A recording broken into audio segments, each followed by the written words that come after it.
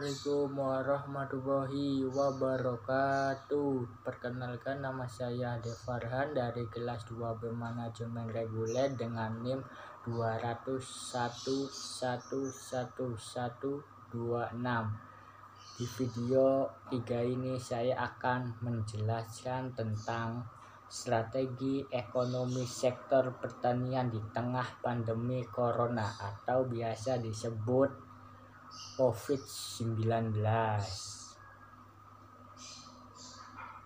Pertumbuhan ekonomi Indonesia diproyeksikan atau ambruk di tahun 2020 sebagai dampak dari pandemi corona atau biasa disebut dengan COVID-19. IMF memproyeksikan pertumbuhan ekonomi Indonesia mencapai 0,5%, sementara SDGs Center UMPAD memproyeksikan antara 1,0 sampai dengan 1,8%, jauh melampaui pertumbuhan ekonomi yang terjadi selama beberapa tahun terakhir yang berada di kisaran 5%.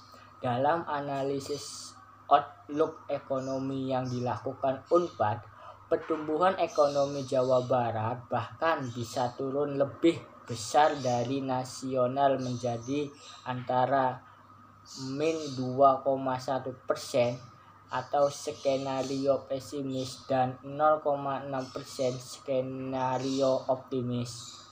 Sebagai dampaknya, berbagai agenda pembangunan seperti pengentasan kemiskinan dan peningkatan IPM akan mengalami gangguan serius.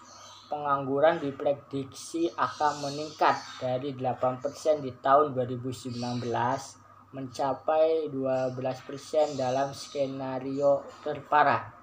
Pandemi corona atau biasa disebut COVID-19 efeknya akan bervariasi terhadap berbagai sektor perekonomian.